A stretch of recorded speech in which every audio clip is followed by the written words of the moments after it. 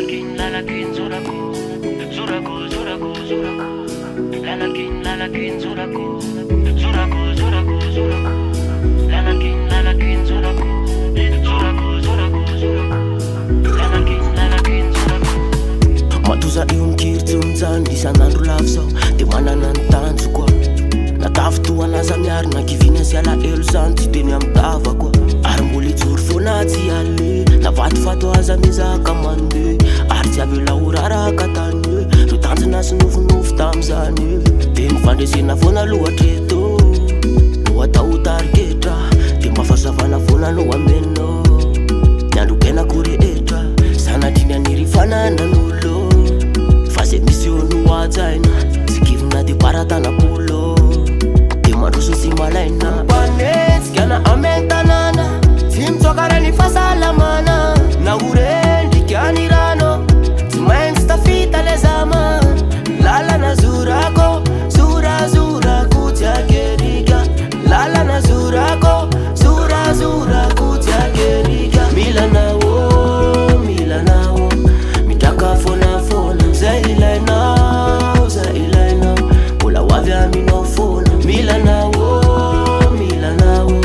mitraka fonafona zay ilainao mbola hoavy aminao fona efa iara mahitako le fiainana eto antany farapanakora de tsy maintsy misy fony izany fa de zorako ny lalako tsy hitako zay andrasako na de misy maniry asolafaka nefa tsy anisatry hoe tina misangako avelaky anao velofana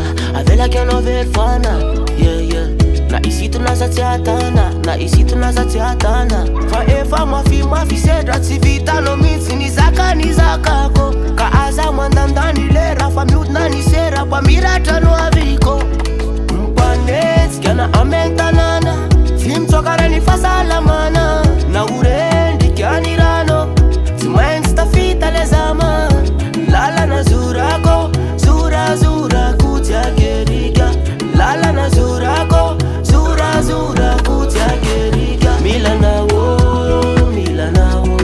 mitraka fonafona zay ilainao mbola hoavy aminao fona milanao mitraka fonafona zay ilainao mbola hoavy aminao fona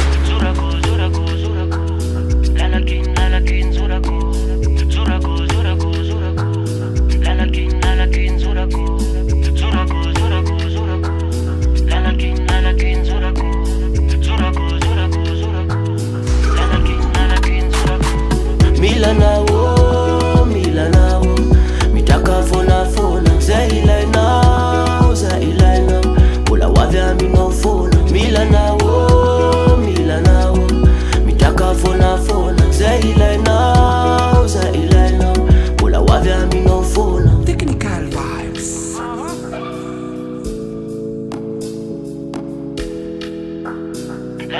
Lalakin zuraku.